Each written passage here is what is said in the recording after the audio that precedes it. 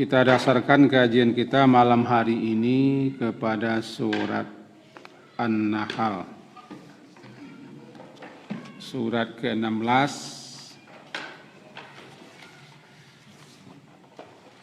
ayat yang ke-98 dan seterusnya.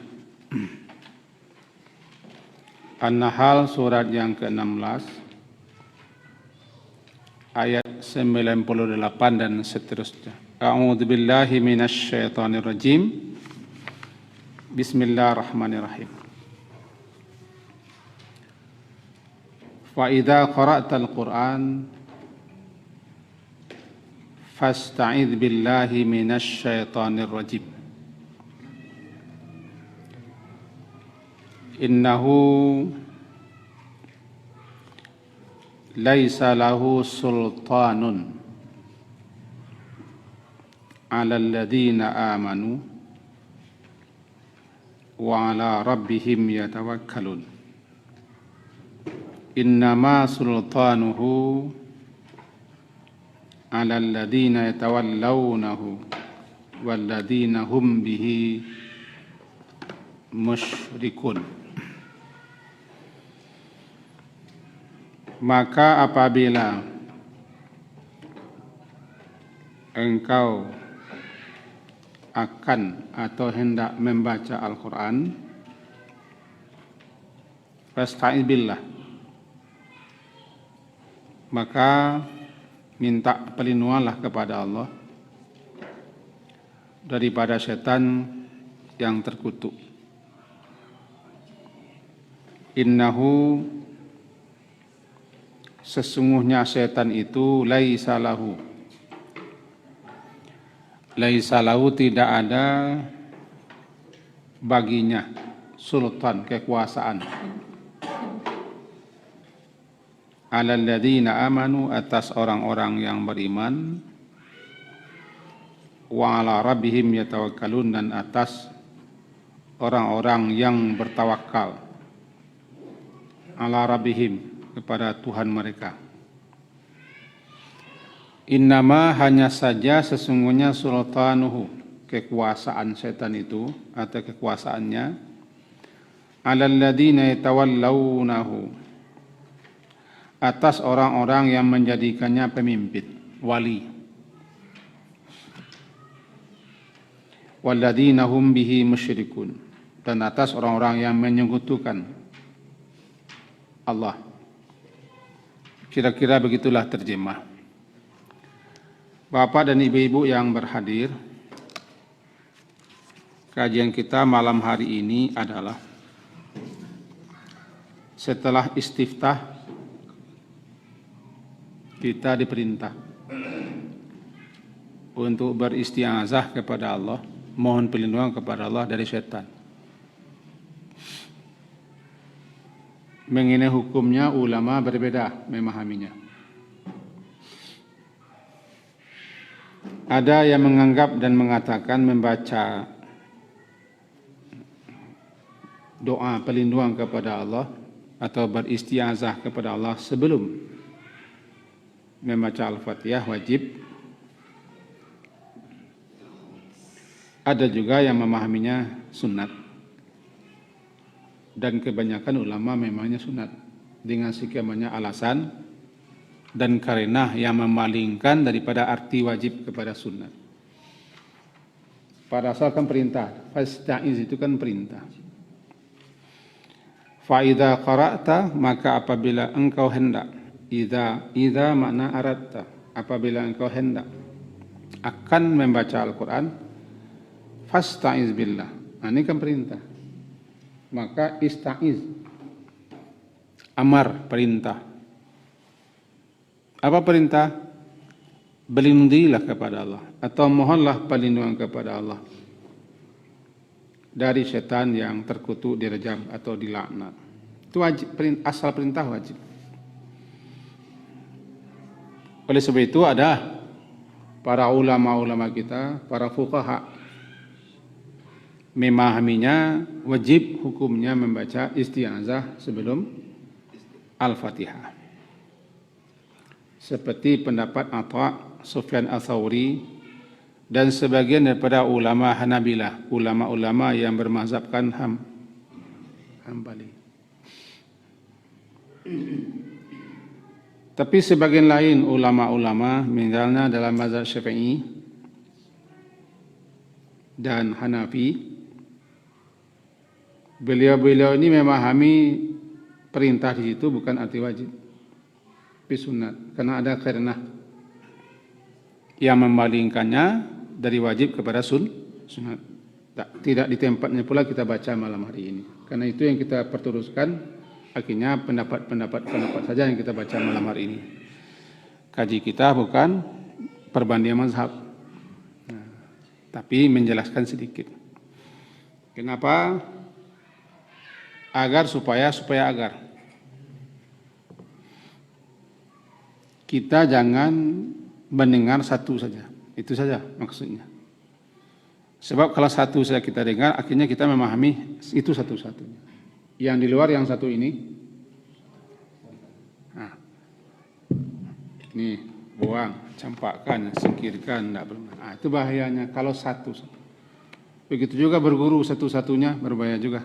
Kalau guru itu hanya menyuruh orang kepada satu-satunya dia belajar. Untung di sini ada syekh kita. Saya pengenap saja daripada supaya jangan ganjil.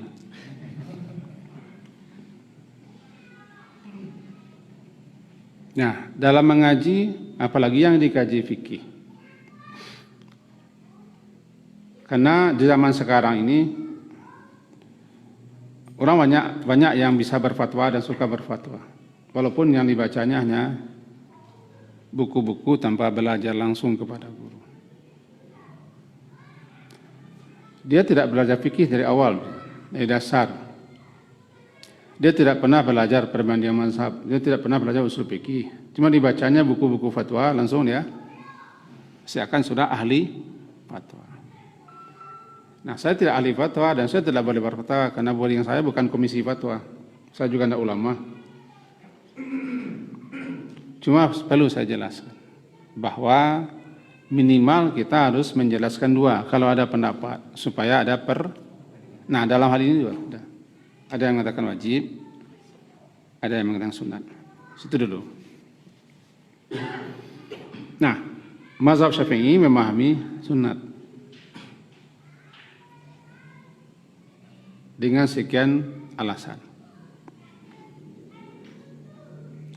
Dan pendapat ini yang dikuatkan oleh sebagian ulama. Kenapa kita harus baca isti'azah sebelum Al-Fatihah? Ini dasarnya. Kenapa tidak ada awal? Karena tidak ada perintah. Ayat atau Al-Quran yang kita baca ketika salat awalnya Al-Fatihah, bukan istiftah, bukan takbir, tapi adalah, nah kita dipinta idza qara'tal Quran, apabila engkau hendak akan. Idza itu maknanya aradta. Maksud dia kepada fi'il madhi bermakna dia aradta, arada. Apabila engkau hendak akan membaca Al-Quran, maka beristi'azah, minta mohonlah perlindungan kepada Allah. Yang ingin kita pahami malam hari ini, kenapa kita beristi'azah. Tapi sebelum kita masuk ke situ, apakah cukup membaca isti'azah itu di rakaat pertama saja atau setiap rakaat? Ini juga berbeda nama kita. Yang mencukupkan atau bahasa yang memaduan di rakaat pertama saja, yakfi katanya cukup. Karena bacaan-bacaan dalam salat itu dianggap satu. Semua bacaan ayat, bacaan Quran dalam salat dianggap satu. Nanti dipisah-pisah oleh zikir. Jadi pemisahnya zikir. Bukan kata-kata asing, bukan kalamun ajnabi, bukan kata-kata asing. Tapi tetap ucapan-ucapan yang zikir. Hampir sama dengan baca Quran, ketemu ayat perintah tasbih, kita tasbih. Nabi ketika ketemu ayat-ayat yang mengandung ancaman, bertakut, azab, beliau memohon perlindungan kepada Allah daripada azab dan siksa itu. Kalau ada ayat rahmat, beliau doa kepada Allah, tapi beliau tidak baca auzubillah lagi. Nah, dalam salat juga begitu. Kata beliau-beliau yang memahami seperti ini, cukup di rakaat pertama saja, nanti tidak apa lagi, dan tidak perlu lagi membaca setiap rakaat. Yang lainnya memahami tidak, lebih bagus, lebih rancak membaca isti'azah setiap rakaat, setiap di awal Al-Fatihah. Kenapa? Karena antara bacaan ayat yang satu dengan bacaan yang lain sudah dipisah dengan berbagai macam bacaan dan ucapan. Maka, dan memang ya, kalau di biasanya kita membaca Al-Quran di luar salat misalnya, sedang baca Quran, lalu ada sesuatu. Nah, seperti anak meribut di jalan rumah. Saya hentikan baca Quran saya. Woi, siapa kalian? Kiranya Pak Lam kan? Mau ke Mekah ya? Sama saya Pak kalian. Anda boleh tak? Karena sudah masuk kalimat asing. Auzubillah lagi. Nah, walaupun hanya untuk menjawab orang. Kita baca Quran. Misalnya kita ambil ayat yang mudah saja, yang dibaca oleh Syekh Imam kita tadi. Tabbat yada abi lahabin wa tab, ma aghna anhu maluhu wa ma kasab. Tunggu sebentar, semua apa ini? Ulang baca auzubillah. Karena sudah potong dan kita akan melanjutkan. Antara ma aghna anhu maluhu wa ma kasab dengan ayat berikutnya sudah terpotong, masuk kalam ucapan yang lain. Maka ulang lagi. Bismillah. Berdasarkan itu, kata ulama-ulama yang berpendapat, kita perlu membaca isti'azah atau auzubillah itu setiap rakaat karena itu tadi. Walaupun dia bukan kata-kata asing, tetap zikir. Ada takbir, ada tasbih, ada tahmid. Tapi bagaimanapun dia sudah terpisah. Lebih bagus tetap dibaca auzubillah setiap awal rakaat. Nampaknya pendapat ini lebih banyak disokong. Termasuk saya, walaupun sokongan saya tidak berpengaruh. Termasuk saya. Sesuai dan sepaham, setuju dengan pendapat ini. Tidak setuju pun saya orang akan tetap berpendapat begitu. Karena yang berpendapat ini bukan sembarang orang, ulama-ulama besar dengan Syafi'iyah dan lain. Berdasarkan itu, bagi orang yang bangkit rakaat pertama ke rakaat kedua, auzubillah, baru Al-Fatihah. Baru Al-Fatihah. Nanti rakaat kedua kepada rakaat ketiga, auzubillah, baru Al-Fatihah. Kalau tidak baca, tidak masalah, tidak masalah. Berarti dia mencukupkan. Nah, kalau bahasa guru sayanya, barangkalinya sekali sebesar tangan. Tiuk banyok, tidak besar tangannya lah. Walaupun lah kariang. Kariang tangannya. Dari kacano, kaca iko. Tidak perlu besar tangan lah. Virus tidak ada aja. Langsung saya lututnya balik sambal. Kan? Kira-kira betul kata guru saya mengambil suatu perumpamaan. Jadi kalau tiuk menyu angku masuk tangan, pasti tangan angku beko. Aku nak kaji nak Butari nanti aku nak kaji nak. Itu guru kami dulu mengasih contoh. Itu dia. Tapi bagi kami yang terlambat, ini dia. Contoh tadi, saya masbuk. Kenapa saya masbuk? Karena saya ketinggalan. Nah, kenapa saya ketinggalan orang dahulu? Nah, itu masalahnya. Masbuk. Masbuk itu kan didahului. Sabik yang dahulu, masbuk yang ditinggalkan orang dahulu dia. Masbuk. Sekarang saya masuk di rakaat kedua. Berarti saya membaca Al-Fatihah nanti rakaat ketiga. Ya kan? Bagi yang berpendapat bahwa Al-Fatihah si makmum tidak baca kalau imamnya membaca. Atau imam tidak mengasih ruang waktu untuk membaca Al-Fatihah setelah walad dhalin. Maka saya nanti membaca auzubillah di rakaat ketiga. Karena saya sendiri akan baca Al-Fatihah. Tapi kalau saya, Anda, kita semua mengikuti pemahaman dan pendapat mazhab Syafi'i, itu saya kalau membaca mazhab Syafi'i itu bukan saya berarti orang bermazhab Hambali. Nah, kalau orang berpendapat seperti itu berarti setiap walad dhalin amin ada jeda. Ada jeda. Si imam mengasih kesempatan. Di saat itulah si imam membaca Al-Fatihah karena alasannya la salata liman lam yaqra bi Fatihatil Kitab. Berarti makmum juga harus baca Fatihah. Tidak cukup, tidak memadai dengan bacaan ini. Nah, kalau saya berpegang pendapat itu, berarti nanti rakaat kedua saya terlambat tadi satu rakaatnya. Rakaat kedua saya mulai membaca. Kapan saya mulai baca? Waladhdallin amin. Nah, saya bergegas membaca auzubillahi minasyaitonir rajim. Amin. Auzubillah itu. Karena itulah awal saya baca Al-Fatihah.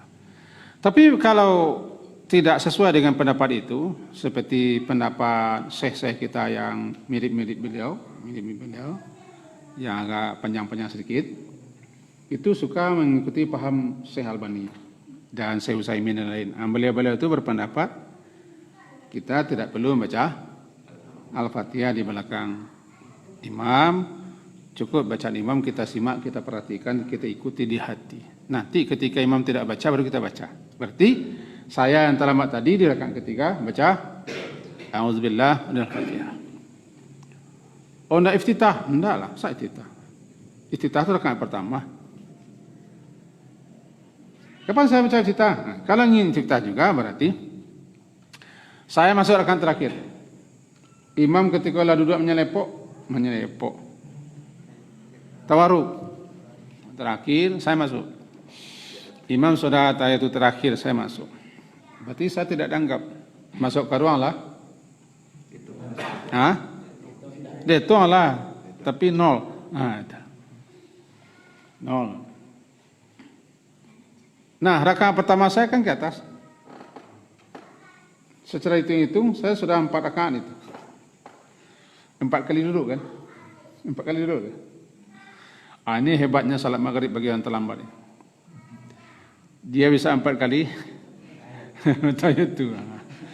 Atau itu pertama mengikuti atau itu imam. Atau dia terlambat 2 rakaat. Nah, ikut 4 kali atau itu. Nah, bagi yang mengikuti imam tadi di atas itu terakhir,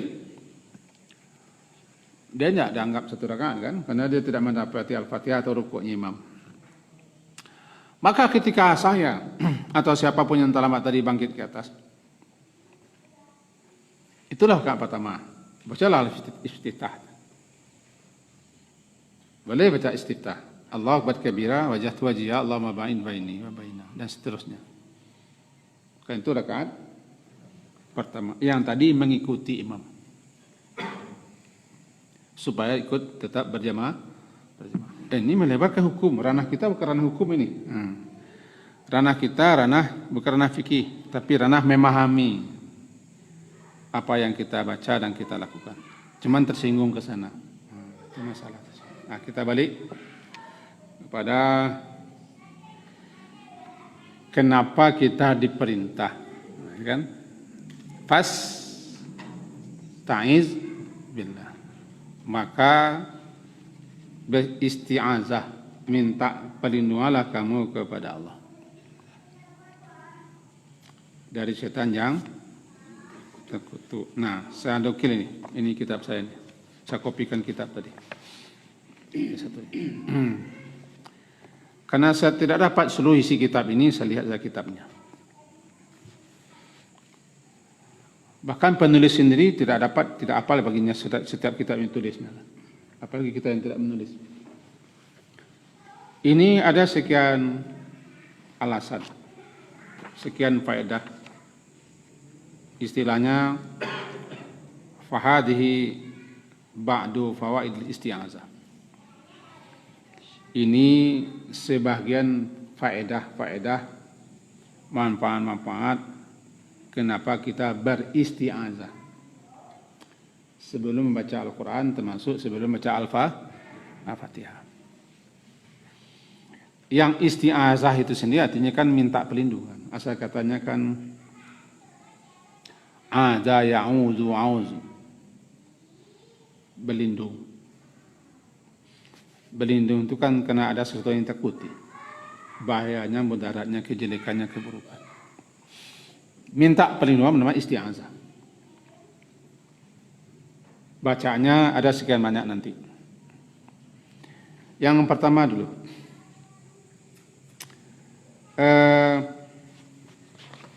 kenapa kita beristi'azah?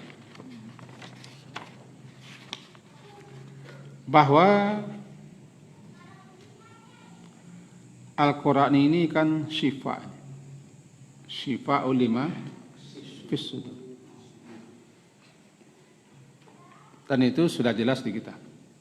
Syifaun, obat terhadap penyakit yang ada di dada, di hati.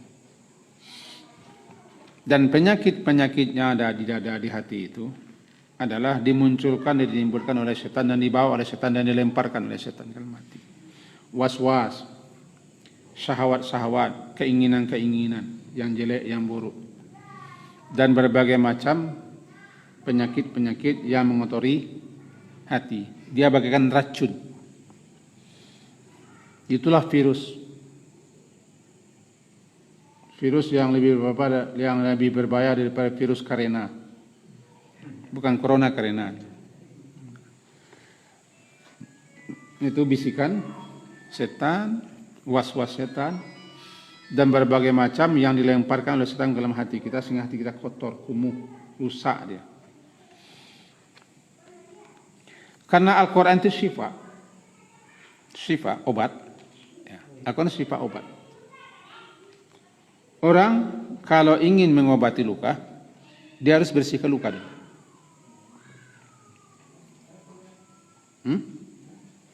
Dia harus bersihkan luka. Supaya obat yang ditempelkan, dilekatkan, berfungsi.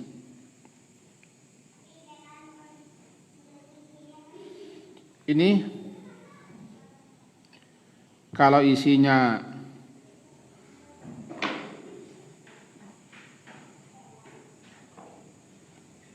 kopi talua, itu kan bukan berarti hari Jumat yang akan datang saya minta itu, jangan. Talua. Saya kalau ingin memasukkan air bening, air bersih ke dalamnya, harus singkirkan ini. Kopinya, apalagi talua itu agak lain anunya, baunya, ania, buangkan habis. Baru masuk air. Bisa dipahami? Supaya berfungsi syifa itu yang dilemparkan oleh setan, yang didatangkan, ditiup-tiupkan setan ke dalam dada kita, agar obat berpengaruh harus singkirkan. Bagaimana menyingkirkannya? A'udzubillah. A'udzubillah. A'udzubillah itu adalah untuk menyingkirkan setan. Tidak ada daya upaya lain untuk menyingkirkan pengusahaan kecuali isti'azah. Sudah kosong dia, baru masuk obat. Maka obat itu pasti mujarab. Mangkus obat, berpengaruh obat. Kata enggak. Apalagi setan yang piawai untuk merayu, menggoda, membisikkan, menghasut, menghasu. Lebih-lebih hati itu sudah kotor juga. Maka datang setan untuk mempertahankan yang kotor.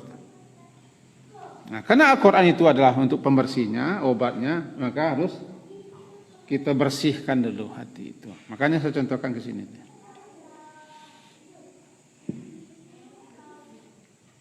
Tiba di luka, bersihkan luka.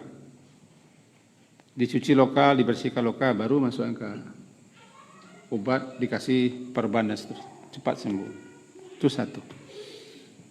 Sebagaimana yang dijelaskan oleh Imam Ibnu Qayyim al-Jauziyah. Tuh. Yang kedua, bahwa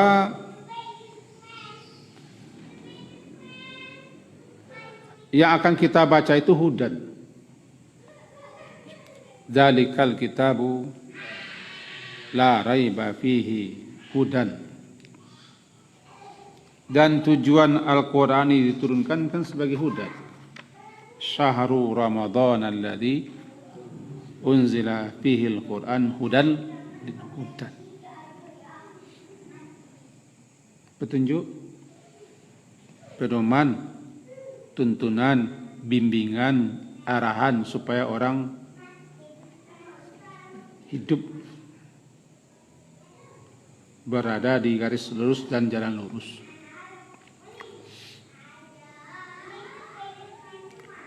Maka setan tidak mau dia agar kita lurus.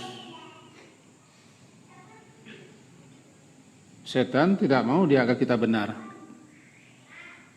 Setan tidak mau dia agar kita mendapat petunjuk. Tidak mau. Sebab dia setan.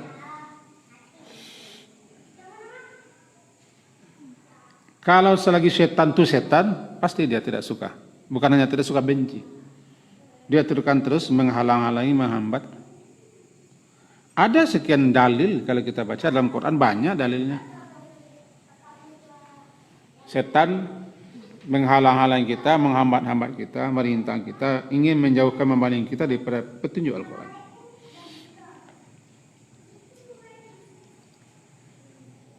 Maka dia akan terus mempengaruhi orang. Andaikan dia gagal mencegah orang membaca Al-Quran, dia tidak berhenti, karena dia punya khutwat, langkah-langkah. Kalau orang yang suka memahami Al-Quran itu dengan mantuk yang tertulis, deterlik, maka ya langkah katanya. Khatwah, jamaknya khutwat, mempunyai langkah-langkah. Tapi bagi yang memahami tidak seperti itu, mereka memang langkah itu kiat-kiat taktik strategi. Mentok di sini dia tidak berhenti, gagal di sini dia tidak berhenti, tertumbuk di sini tidak berhenti dia. Ada saja kiat, ada saja langkah taktik dan strateginya. Untuk terus dia punya khutwat agar misinya berhasil, memalingkan orang daripada petunjuk. Nah, ketika orang akan baca Quran, berarti orang akan membaca petunjuk agar dia lurus. Dan Al-Quran itu memang petunjuk. Maka agar petunjuk itu sampai kepada kita, ketika kita hendak mentadaburinya, memahaminya, merenungkan isinya, setan akan terus berusaha memalingkan kita untuk memahaminya. Bila perlu orang hanya suka baca Quran itu karena fadilah-fadilah saja, berhasil di satu sisi. Orang terangsang sekarang hanya mencari pahala ini, baca sekian, pahala ini, pahala ini, pahala. Tidak ada keinginan untuk mempelajari, memahami petunjuknya. Di satu sisi setan berhasil, di sisi lain tidak berhasil, karena dia tidak berhasil mencegah orang baca Quran. Cuma di satu sisi dia berhasil mencegah orang untuk memahami Al-Quran. Tujuan utama Al-Quran diturunkan bukan untuk dibaca, tapi untuk diamalkan isinya. Cara mengamalkannya baca dulu, pahami dulu. Orang banyak suka-sukanya, hanya mencari fadilahnya saja. Ini pahalanya sekian, ini fadilah sekian, ini ganjaran sekian. Tanpa lagi mau mentadaburi. Afala yatadabbaruna al-Quran. Apakah mereka tidak mentadaburi, merenungkan isi Al-Quran? Kadang-kadang orangnya suka mentartil-tartil saja. Tidak tertarik untuk mempelajari petunjuknya, mengikuti kajian tafsir tidak cukup, tidak mau orang. Ini. Bahkan lebih aneh lagi, di tempat tertentu orang mengaji tafsir, dia asyik juga baca Quran. Tidak tertarik dia untuk mengetahui apa yang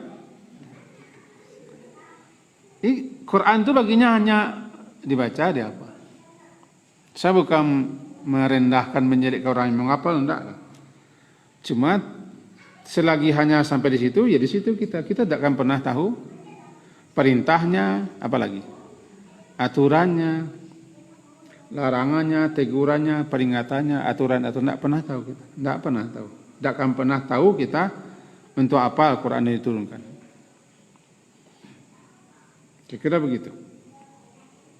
Nah, setan berusaha setiap kali kita akan baca Quran, andaikan dia gagal mencegah, menghalangi, membujuk kita, menuju kita untuk baca Quran, maka dia berusaha agar terhambat kita untuk memahami isinya, petunjuknya, pedomannya. Bahkan dia bisikkan kita jangan mengikuti itu. Kita sering menghadapi orang seperti ini. Dia hanya hobi membaca, bahkan ketika kita menjelaskan tafsir itu kan butuh kita tafsir kan. Kita baca tafsir yang terkenal, kita baca tafsir Tabari dan tafsir Ibnu Katsir, bagi saya ada tafsirnya. Kita uraikan, enggak, orang dia asik juga baca Quran sendiri-sendiri, mengulang hafalannya. Berarti dia ketika itu terhalang untuk mengikuti petunjuk. Itu. Maka dengan kita baca auzubillah, berarti kita ingin supaya setan itu menyingkir. Kita tidak bisa menyingkirkannya, hanya Allah. Makanya kepada Allah kita lari. Kita tidak bisa melawan setan. Itu jelas-jelas. Dia tidak bisa ditembak. Ada sini kungfu Shaolin pun tidak bisa di kungfu Shaolin ini. Tidak bisa di AK-14. Di granat pun tidak bisa, mau apa? Dia tidak bisa. Karena dia tidak nampak. Kalau setan manusia bisa ditinju dia. Saya setan nih katanya, bisa kita tinju dia. Tidak nampak. Maka satu-satunya jalan kita harus minta perlindungan kepada Allah. Ya Allah, saya akan baca Quran. Jangan sampai setan ini. Itu yang kedua. Tadi obat ya. Obat gunanya untuk menyembuhkan penyakit. Sekarang Al-Quran hudan. Al-Quran hudan. Yang ketiga, kita diperintah beristiazah karena setan itu dalam Quran namanya yasuddu. Yasuddu. Sadda yasuddu, menghambat, menghalangi. Aku akan duduk di jalan-jalan untuk menghambat, menghalangi merintah mereka, dan aku akan sesat, akan aku linjirkan mereka. La aqudannahu. Aku akan duduk di sini, dia bagaikan orang yang menghambat di jalan lah. Dikasih palang-palang, dikasih rintang. Bagaimana kita terhalang jalan. Kalau kita ingin berjalan, logikanya, segala yang ada di jalan harus disingkirkan. Penghambat jalan kita menuju Allah, setan. Setan. Suatu kali Rasulullah pernah membuat garis, haza sabilullah. Ini jalan Allah nih. Beliau menggambarkan ini jalan lurus, jalan Allah. Sabilullah. Lalu beliau tarik garis ke kanan, ke kiri. Di sini, di garis-garis ini ada setan. Setan-setan yang akan menghela, menarik, membelokkan, menggelincirkan, membujuk orang untuk tidak di jalan lurus, tapi mengarahkan ke jalan alternatif. Jalan evakuasi. Sehingga orang tidak jalan lurus lagi. Bisa saya minta tambah waktu 2 menit? Boleh? Udah. Itu ayat itu. Dia yasuddu. Menghambat, menghalangi orang. Maka kita harus singkirkan. Karena yang akan menerangi jalan kita Quran. Di situ pentingnya kita membaca a'udzu billahi minasy. Boleh dilanjutkan ya? Sedikit lagi tanggung melanjutkan nanti sudah azan. Yang kesekian. Saya dengar. Keempat ya. Yang keempat namanya malaikat-malaikat. Dia suka sekali mendengarkan, menyimak, hadir di dekat orang yang sedang membaca Al-Quran. Itu jelas sekali ada riwayat-riwayatnya. Tidak perlu saya baca, ini panjang nih hadisnya. Kalau ingin mengundang malaikat mendampingi kita, dan malaikat itu pasti berdoa, tenang kita, maka bacalah Quran. Hadirilah majlis ilmu, majlis zikir. Malaikat ada di situ. Malaikat ada di majlis ilmu, di majlis ta'lim, di majlis zikir. Malaikat ada di tempat orang membaca Al-Quran. Dia ikut menyimak, mendengar sekaligus berdoa. Bahkan bukan satu, berkumpul.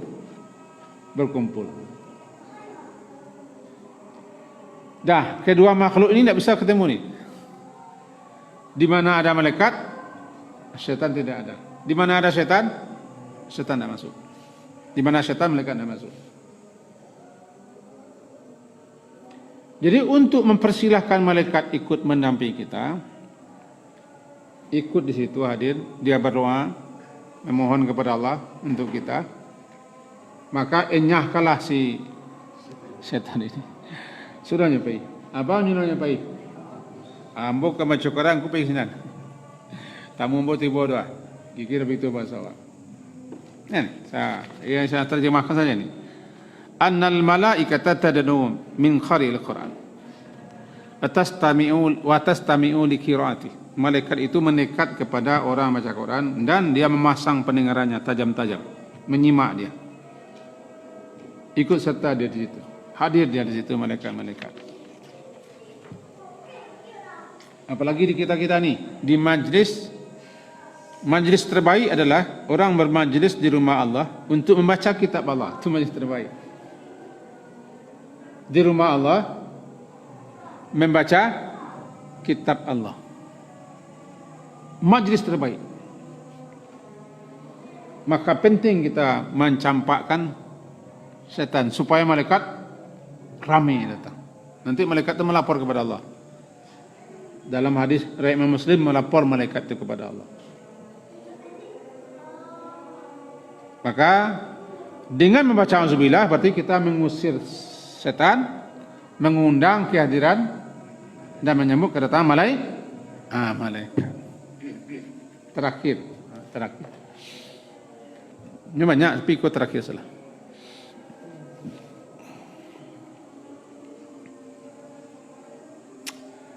Ini namanya suatu isyarat.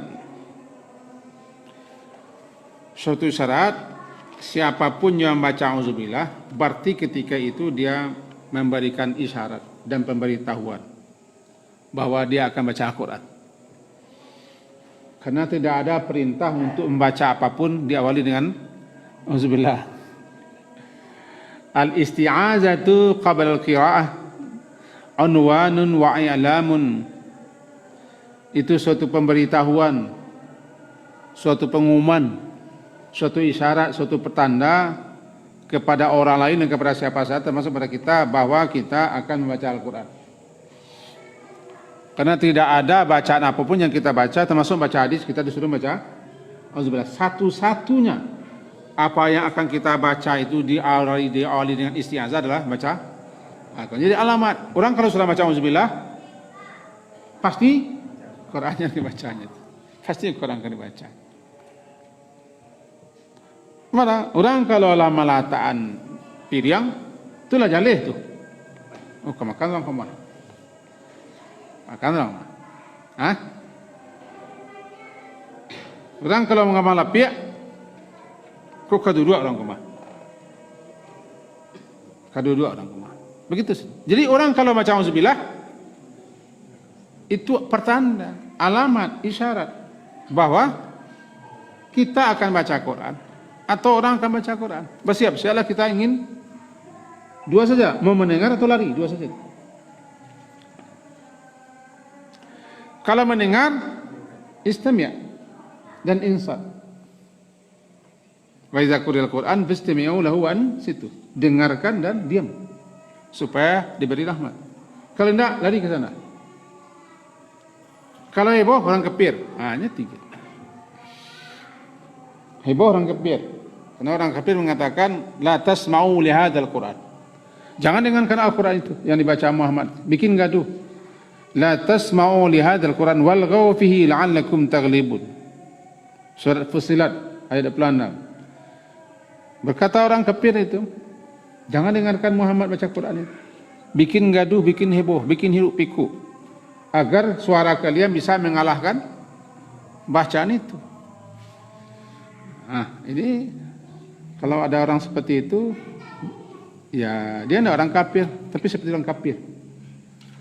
Orang baca Quran dia masih kersak kerusuk heboh ya mau takin kepada aku. Tidak orang kafir gitu dah. Tapi orang Muslim yang mencoba-coba mencicipi baru menjadi orang kafir. Jadi pegu dah. Nampak yang paneh awak protokol. Mari kita buka acara ini dengan mendengarkan gema kalam wahyu ilahi. Pakai gema, pakai kalam wahyu ilahi. Kepada ananda kita, adik kita, kita persilakan. Anu ibu. Kasak kusuk entar kacanya persilakan ibu. Kalau orang baca Quran, baca auzubillah itu Quran yang dibacanya. Maka bersiap-siaplah satu mau mendengar atau kalau lari orang kafir, lari orang musyrik, setan yang lari. Surah Al-Mudaththir. Ka'annahum humurum mustamfirah, lari lintang pungkang seperti keledai-keledai melihat singa yang kelaparan, lari dia. Itu tidak mau dia mendengarkan Al-Quran. Tapi kalau orang tokoh-tokoh kafir diam saja di situ ribut. Mana ketujuh? Tidak ada ketujuh. Berarti mati salah. Menengah tidak, lari tidak, diam tidak, Tuhan. Orang kampek. Itu pemberitahuan. Dan terakhir, sekolah terakhir mana? Bahwa Allah Subhanahu wa taala dalam hadis disebutkan asyaddu adhana lil qari al-Hasan as-Sauti. Orang yang membaca Al-Quran itu, apalagi dia baca dengan suara yang bagus, bukan membagus-baguskan suara yang bagus dengan tartil lambat, maka Allah Subhanahu wa taala tidak ada yang lebih memperhatikan dan mendengarkan sesuatu selain daripada seorang yang baca kalamnya, wahyunya dengan suara yang bagus. Nabi sendiri sering menyuruh sahabat yang suaranya bagus untuk baca Quran. Masa saya yang kasih Rasulullah kepada engkau Quran yang diturunkan. Ustaz, saya baca saja, saya senang mendengarkan engkau baca. Nah, salah seorang terkenal Ka'ab. Ka'ab itu paling merdu suaranya. Rasulullah sering mendengar. Atau Abu Musa, sering Rasulullah mendengar. Suka Rasulullah. Tidak apa-apa, sekali-kali kita undang qari itu untuk kita dengarkan supaya Allah sendiri asyaddu azanan, paling sangat memperhatikan, mendengarkan. Dibuatlah perumpamaan di sini bagaikan seorang yang tertarik mendengarkan suatu nyanyi dan konser. Bapak-bapak, ibu-ibu kalau pernah menghadiri suatu orkestra yang pakai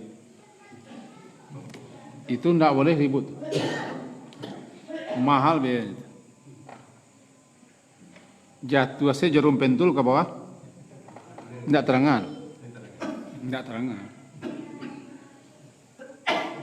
tidak boleh beribut, diam. Karena itu suara-suara terbaik, musik-musik terbaik. Penikmatnya penikmat yang luar biasa pula. Maka dia mendengarkan, hanyut larut dengan itu. Orang yang cinta Al-Quran, cinta Al-Quran, suka dengan Al-Quran, apalagi yang membacanya adalah orang yang qari, suaranya bagus, dia pakai stinger. Allah pun, Allah sendiri senang, suka kepada orang yang baca kalamnya dengan suaranya indah. Untuk itu, usirlah setan dari situ. Usir setan, campaan setan.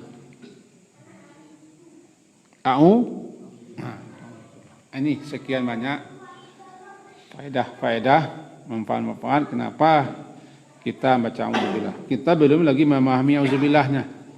Tapi kenapa kita baca auzubillahnya dulu. Syukran ya Rabbi, syukran. هديت قلبي شكرا